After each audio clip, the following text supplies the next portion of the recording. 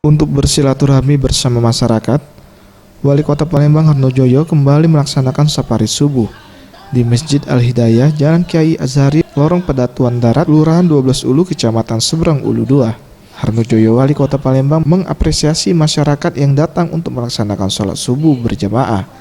Menurutnya, dengan melaksanakan sholat secara berjamaah, dapat membantu program Pemkot Palembang dalam hal memakmurkan masjid, serta sebagai sarana menyerap aspirasi masyarakat untuk pembangunan di Kota Palembang agar lebih baik lagi.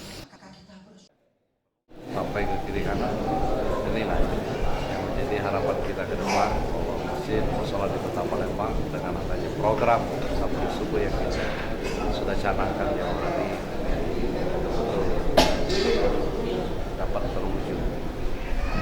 Bahkan masjid ini setelah kehadiran kita sama-sama di sini akan tetap ramai, dalamkan bagaimana upaya pengurus tokoh masyarakat seperti berkolaborasi dengan baik karena yakin kita kalau masjid sholat itu sudah ramai, Palembang ini yang ingin kita jadikan menjadi Palembang Darussalam. Sekali lagi pemerintah tak bisa pegawai bekerja sendirian untuk mewujudkan cita-cita pembangunan yang terwujud. Apresiasi juga datang dari Ricky Perdana, yang merupakan artis asal Palembang yang ikut bersama Wali Kota Palembang melaksanakan safari subuh.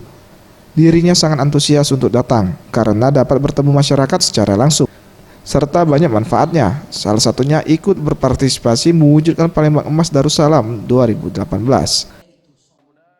Sholat subuh berjamaah ini pejuang subuhnya bisa diikuti sama masyarakat yang lain di mana pun berada, karena yang bisa menghapuskan dosa kita ketika kita menjadi tadi adalah sholat subuh berjamaah. Sebab sholat subuh itu bisa bermanfaat berlipat ganda dan masyarakat di Kota Palembang senantiasa dalam selalu kerukunan. Mudah-mudahan kedepannya sholat subuh berjamaah ini terus digalakkan dan masyarakatnya menggalakkan sholat subuh ini dari sekarang sampai dengan nanti. Setelah melaksanakan sholat subuh berjamaah, dilanjutkan dengan pemberian secara simbolis dana bantuan yang diserahkan langsung oleh Wali Kota Palembang ke pengurus masjid.